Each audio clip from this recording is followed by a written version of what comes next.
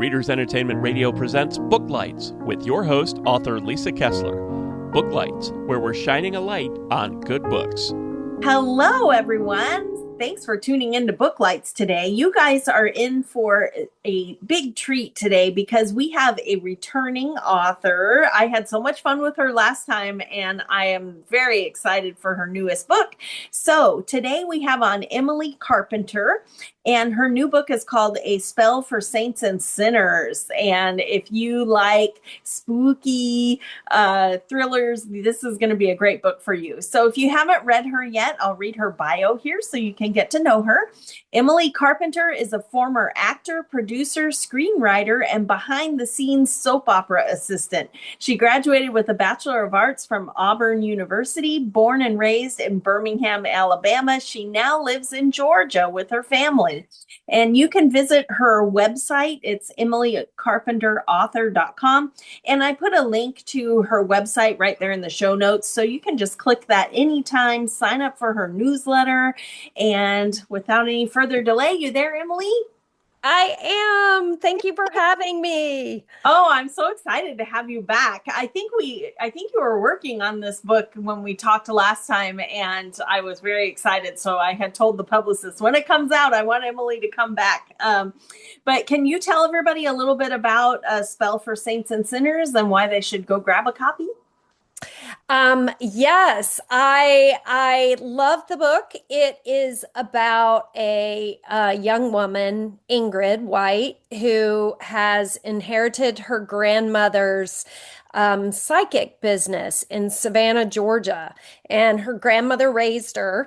So she has inherited this psychic business, and she works out of the old historic townhouse that her grandmother has also left her on one of the squares in Savannah. And she has pretty good business, but times are tough, and she's got big repairs on this townhouse, big tax bill coming due. So she's really stressed out until she has a sort of destiny changing appointment with the bachelorette party, and she reads the palm and kind of has this psychic moment with the bride, who turns out to be the daughter of the wealthiest family in Savannah. And then yes, and so we kick off into this story of this young woman, Sailor, who pulls Ingrid into her world of wealth and privilege and some secrets. And Ingrid is just, taking hold of the opportunity, trying to keep up, trying to stay on the right path that her grandmother taught her, but is starting to be tempted to veer off that path. Yes, those little tiny steps. I used to keep because I'm a writer too, and I like paranormal things. And I had this little quote, that the path to hell is just little rolling hills, no signs, no warnings. Yes. Yes. And before you know it, you are in the deep, dark forest and you're like, where am I? What have I done? And that's definitely Ingrid's experience. She's a young character. She's a little naive. Her background is, she was abandoned by her mother when she was very young, and her grandmother raised her, and she's endured some bullying in school. And, so she's a bit of a isolated person, and a little odd. And it's not that she so much wants to fit in with these rich people, but she just wants to take hold of the opportunity. Right. And she sees this like possible new family for herself that she may be welcomed into, and she might find a place of belonging. Right. And then you realize, wait, is this really what I wanted? This may not be the family that you want to find. When we talk found family, maybe just, walk past this family. Yes, yes, run, run. Run. Exactly. Run, not walk. So, what inspired this story? I have written a series that is set in Savannah. And for anyone listening who has never been to Savannah, Georgia, please, please go. It is the most unique. I know New Orleans gets lots of good vibes, and New Orleans is super cool. But there's nothing quite like Savannah. It's such a quirky town. And I just think that, things like what you're describing in your book could happen there, and people are very polite on the surface, but it's an interesting place there in Savannah. What was your inspiration for like setting it there? Well, mainly, I'm like you. I love Savannah. Savannah has my heart. I live in Georgia, but Savannah is one of the places that I discovered my ancestors first came to America. Mhm. Yeah, they were religious exiles from Austria. And yeah, back in the 1700s. So that's just one little branch. But I have loved Savannah from the beginning. I am always finding a reason to go there. Tried to get my son to go to school there. I've attended the SCAD Film Festival for years, and it's Oh, just a fabulous time for someone who really loves movies just to like see all the new movies and see the actors and directors and producers. And so I'm just a movie nerd that way. But it's funny, as I have delved into researching Savannah and spending more time there with this book, I remember somebody from there saying that they say Charleston is the prom, Savannah is the after party, and New Orleans is the after party. And I was like, that's perfect. see that? Yeah, yeah. You go south and west, and you get a little crazier. Yes, yes. Oh my gosh, I love that. Well, what was your inspiration for the book? Did the character come to you, or the idea, or how did that all happen? This was the oddest.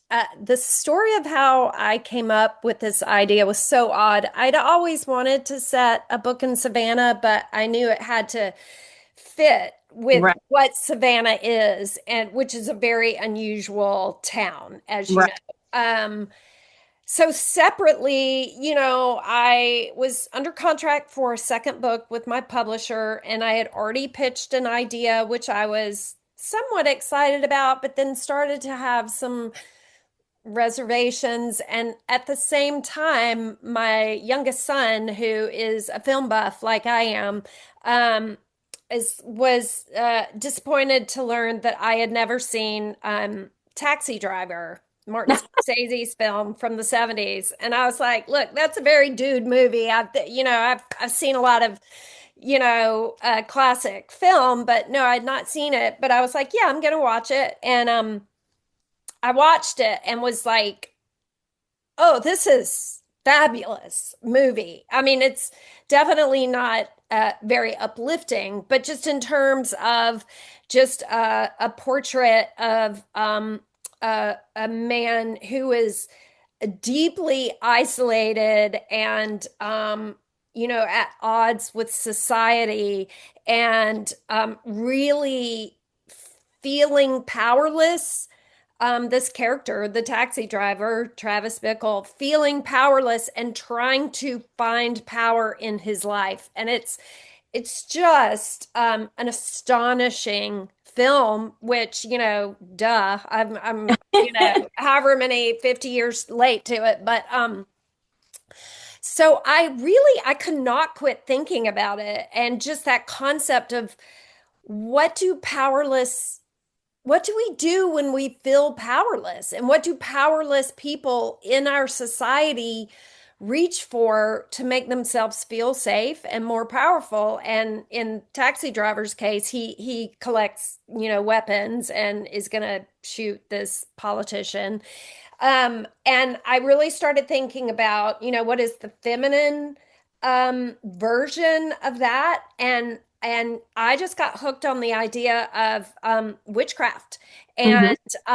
and just how that the feminine divine, like not in a bad way at all, but like is sort of this source of power that Right. women throughout the ages have always, whether you believe in it or not, but we've all sort of intuitively known we have it. Yes. And some women dive into it and take hold of it with both hands, and other women are like, no, I'm not so sure, but there's different ways to get to it. So, anyway, I just was thinking about, I suddenly saw in my mind a very young, vulnerable woman with, some money problems and who is sort of in a lower working class. She's struggling financially. She's feeling on the outside of society, and she is a witch and she is a psychic, and she employs a beautiful practice of witchcraft, but also her psychic gifts to try to um, make herself safe. And not in the beginning, it's she is trying to empower herself in a good way. And then throughout the course of the book, she is very tempted to like try to get power in some shortcut ways and in some negative ways. And so I just was fascinated by that whole world. And I was like, oh, here's my story. And I really saw it as uh, I mean, not to get too lofty here, because we're just talking about a suspense book, but it's really an examination of some class struggle issues and, wealthy versus, working class, and Right. all together in this town that they all need each other and they all live very close to each other and depend on one another in different ways, and just the clash of that. And the clash of, do you believe that spells actually work? Hmm. Do you believe that prayer works? Do you believe that, what is actually affecting change here? So anyway, it all gets very philosophical, but all of that was in my head. And I was like, oh, now I have the story that's set in Savannah. Yes, And yes. it all came together. Yeah, and Savannah is an interesting, at least the historic part of Savannah, that they do have regular Savannah also, Yeah. where Yeah, business yeah, and on high rises. But when you're in the historic part of Savannah, it's very walkable. And it is interesting that everyone is glomped in there. There are very wealthy, huge houses that you could never afford on the squares. But on the outskirts are houses that are tiny, that need a lot of help, that are, so it is this amalgamation of all the different classes, all walking distance in Savannah. Yes, and it's undergone, that the gentrification process, Mhm. but also the historic preservation process. Right. Since the 90s, since John Barrett's book came out, Midnight in the Garden of Good and Evil, that Mhm. book had such an impact on bringing tourism and, and Savannah really recognizing what it had, Mhm. how special it was. Yeah, so it's an interesting place, truly. Yeah. Did you have if it's not spoilery, did you have a favorite scene in the book where you were like, "Oh, this was why I wanted to write this book"? I never know ahead of time, and then I'll write something and I'm like, "Oh, that was fun." Like I could feel the energy coursing through me. There is one scene which I wasn't really. I didn't think a lot ahead of time. I just thought I'm probably gonna stick this in at some point, and it was super fun to write. And that was Ingrid, is in the middle of all this other turmoil in her life, and she walks to this bar, and she's getting hammered at the bar, and unwisely so. Yes. And she happens to see her middle school bully Oh, there with this woman's husband and young child. And I mean, every sort of, I guess you could say, like Ingrid's id just comes out, and well, all that liquid courage, oh right? yeah. Oh yeah. She's definitely like had too much to drink, and but yeah, her sort of, Ingrid tends to be more of a passive character and be a little more reserved, but at that moment she takes the bull by the horns and has not only some words to say, but starts to do some actions that are, yeah, questionable. But that was a lot of fun to write because I was like, as much as I wanted Ingrid to handle her things, her difficulties and issues like an adult, it was kind of fun to see her kind of bungle through these Right. situations. Right. Yeah, Yeah. Yeah. yeah, To be a little more aggressive. yeah, yeah, yeah. Well, the other book that you had out recently, Gothic Town, that one I was so intrigued because like the city was a character. Do you feel like that kind of came off in this book as well? A little bit. I think definitely in Gothic Town, Juliana is a character. Um, yeah, in more ways than one. And I think with Savannah's not as much a character as it is this this sort of intrinsic setting. I mean, I truly believe that a really important, there's some stories that really you could just drop them anywhere. It could be in New Right. York or Chicago or Atlanta or the suburbs, and it doesn't necessarily matter. But in my mind, this story could not happen in another city. It would be different somehow. Right. Right. So to me, it really was setting as inherently, intrinsically part of the story, but I wouldn't necessarily call it Savannah a character. But Okay. I do think the setting, I do think Savannah is super important in the story. Right.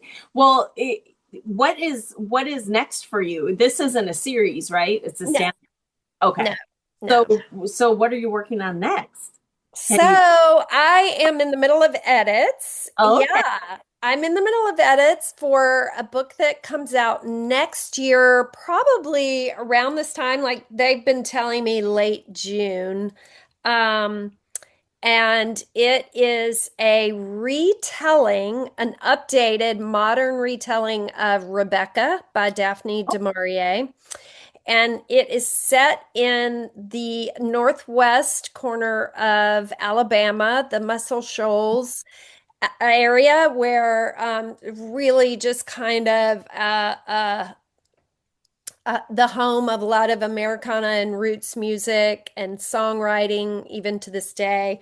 Um, yeah, and so it's about a young woman who is an artist and a banjo player, and she is looking to make her debut album with a iconoclastic and sort of hermit-like producer who lives Oh, up on his family's swampland property. And he happened to be the producer of the album of her idol who has oh, passed away. And yeah, he's kind of closed himself up on this property and has not produced another record. And my character is gonna try to convince him to make her record. And if Oh, you and know then the book Rebecca, you will kind of be able to like match some of these elements and go, oh, I kind of know what may happen. yes, yes, I Yeah. was already thinking she might have some regrets about that. Oh, yeah.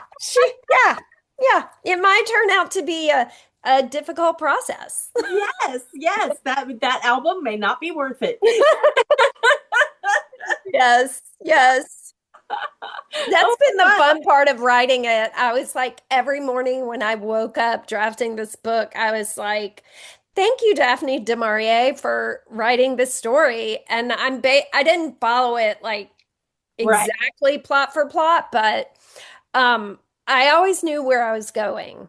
right. And I do add a little more sort of modern layering to it. A tad bit, maybe a tad bit more satisfying Okay. in the end. Is there a title? Is it up for pre-order or anything? Yeah, it's called, I don't know if it's up for pre-order yet. It's called Swamp Music. Oh, Yes. And we don't have a cover yet, but I don't know. Sometimes they throw these things up on, and yeah, with I'm the not gray aware. placeholder Yeah, cover. yeah, yeah. Yeah. Yeah. So it's swamp music and my character I decided she's going to play the banjo because I thought that's fun and different, more than guitar or piano. I was like, and I love the sound of the banjo. So I was like, I need to take some banjo lessons so I can kind Oh, of do the research and understand what it's how, kind of the basics. And so that's been a year and a half and I'm wow. still taking lessons and I'm not good, but like But you make noise. but I do. And occasionally I make noise that sounds like a song. Yay! All right. That's impressive. I can't do it. It's really hard and I am not exceptionally gifted in the music area. So Uh-huh. I always there's a Taylor Swift lyric about how things don't come naturally to her. She always has to try, try, try. And I'm like, that's what I'm doing. I'm trying, I'm Yeah. trying, trying, trying. Well, and I think too, at least for me, like learning piano was so hard because my hands like to do the same thing. Yes.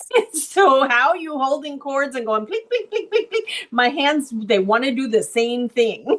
Yes. And that's when I'm in fourth grade. I quit piano when my hands had to do two different things. Yeah, uh-huh. But I will say this is a little easier because you're in different areas. Like Mhm. you're not, I don't know how to describe it, but I can, You're and having a time. also maybe I have adult patience and some maturity that I didn't have Right. when let's hope. You can always hope. I can always hope. Well, I wanted to ask you what it is about Gothic suspense. What's your favorite? Because you have soap opera background. Is it the drama? What makes you like writing these Gothic twisty books? I have thought about that a lot because even before I realized there was a genre called Gothic, I liked it. I look back to the books in my childhood that were like these seminal books that I remember, and Right. they all have this Gothic element to them. And I think I don't know exactly, but I do really love old houses. I'm very obsessed with just architecture in general. If I had been smarter in science, I might have been an architect, but Right. it's Right. Geometry. um and I love design and like I've just always loved the atmosphere of a gloomy old spooky old house. I just love Right. that. And so yeah, I just and like anything that kind of is a tinge of the supernatural, but that is based in our very grounded reality. I've Hmm. always loved stories like that. So like even some supernatural stories that go like way off into like cosmic horror and stuff, it loses me a little bit, but that gothic element is so grounded in reality and it's so much based around, oh, there was a secret in your family. Right. Or Right. oh yeah, or there was a secret in this house that your family has lived in forever. Yes. Or his like connected to history, connected to the land, and also like you don't really know for sure. All that energy has soaked in Yeah.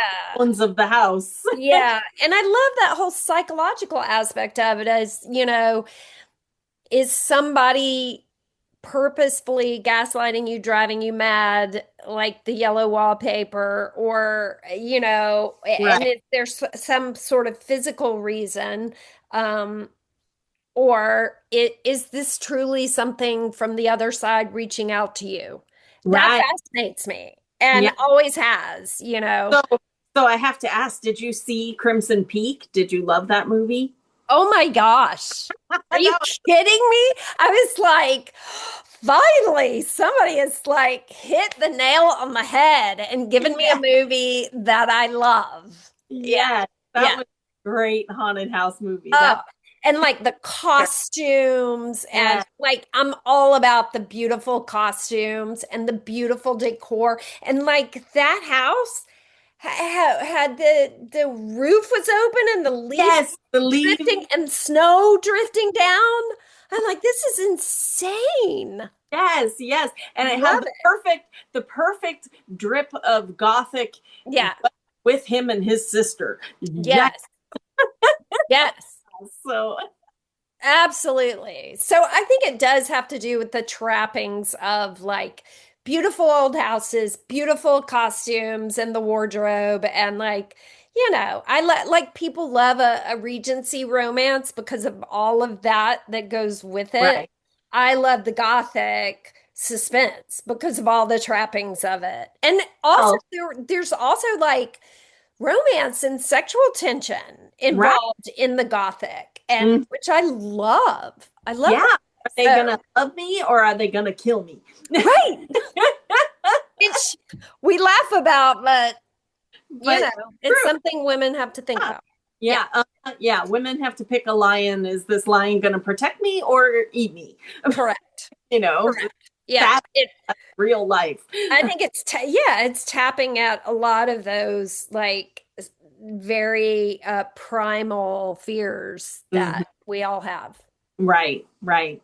Well, I could talk to you about it all day, but instead, I will ask if somebody gets excited about the book about A Spell for Saints and Sinners, and they're like, "Oh my God!" and they want to get in touch with you. Are you on social media, or should they sign up for your news? How do they reach out? Yeah, I think I've sent out one newsletter in my whole life.